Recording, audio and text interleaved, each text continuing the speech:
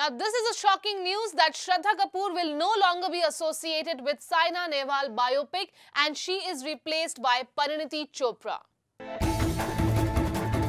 कई महीनों तक डेडिकेटेडली प्रिपेयर करने के बावजूद श्रद्धा के हाथ नहीं लगा साइना नेहवाल बायोपिक का रोल। श्रद्धा कपूर को अब इस फिल्म में कर दिया है परिणीति चोपड़ा ने रिप्लेस। वैसे जहां इस रिप्लेसमेंट की वजह श्रद्धा की स्केड्यूलिंग कॉन्फ्लिक्ट्स बताया जा रहा है, वहीं it can not be denied that film में श्रद्धा के प्रेपरेशंस को लेकर भी पास्ट में सवाल उठ चुके हैं। With a couple of socially relevant films added to his body of work. लगभग 2 साल पहले ये खबरें आना शुरू हो गई थी दैट साइना नेहवाल बायोपिक में श्रद्धा कपूर साइना नेहवाल का किरदार प्ले करेंगी। उसके बाद हमने बहुत सारे अपडेट्स देखे जहां श्रद्धा कपूर ने बैडमिंटन पकड़ा हुआ है, प्रैक्टिस कर रही हैं, इंटरनेशनल कोचेस के साथ प्रैक्टिस कर रही हैं ताकि वो एक इंटरनेशनल प्लेयर लग सकें। बहुत रेगुलर अपडेट्स देखे और हमने ये भी सुना था कि she actually spend a lot of time with Saina Nehwal to understand her, उनके जो न्यूआंसेस है। ऑल्सो जब फर्स्ट लुक आया था साइना नेहवाल बायोपिक मूवी का, तो रिजेम्बलेंस जो था श्रद्धा कपूर का, it was just amazing. It was just so amazing that how they actually looked so alike. So we were all excited about Saina Nehwal biopic where Shraddha Kapoor was going to play her. In fact, इस movie की श्रद्धा कपूर ने कुछ शुरुआत की shooting भी की थी। कुछ कहा जाता है कि 15 से 18 दिन के आसपास उन्होंने शूटिंग भी की थी। उसके बाद उनकी तबीयत खराब हो गई और उसके बाद से चीजें थोड़ी सी उलट पुलट हो गई सेट पे। कुछ लोगों ने कहा कि भाई श्रद्धा के टैंट्रम्स बहुत हैं, कुछ लोगों ने कहा कि श्रद्धा सेट पे टाइम नहीं दे पाती। अब एक्चुअल रीजन क्या है हमें नहीं पता, बट करंट न्यूज ये है दैट श्रद्धा कपूर को साइना नेहवाल बायोपिक से रिप्लेस कर दिया है और जिन्होंने रिप्लेस किया है नाम है उनका Parineeti Chopra. Absolutely, and I remember how Shraddha Kapoor said that this is the toughest role of my life and it's going to be very tough because I not only have to play her but I also have to learn the sport. तो अब वही apply होगा even Parineeti Chopra को. She will have to put in all her hard work to understand and get the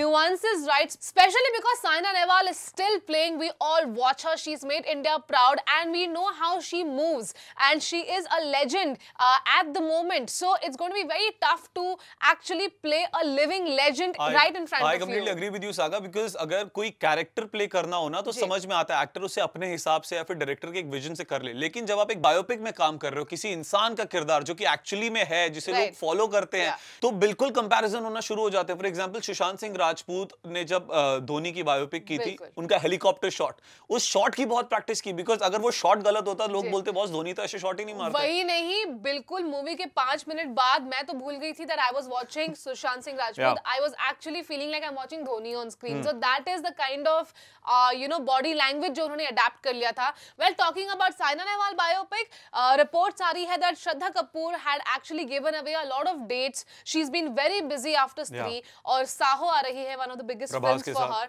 जी, और Street Dancer 3D आ रहा है and also there is another film called छिछोरे जिसके लिए वो शूटिंग करी है. So her dates are chock-a-block and we hear that the makers were not very happy that Shraddha was not giving all her time for the biopic. And saga अगर यहाँ makers की बात करें तो उनका कहना भी गलत नहीं है, बिकॉज जब आप एक बायोपिक बनाते हो आपको छोटी से छोटी चीज का ध्यान देना पड़ता है।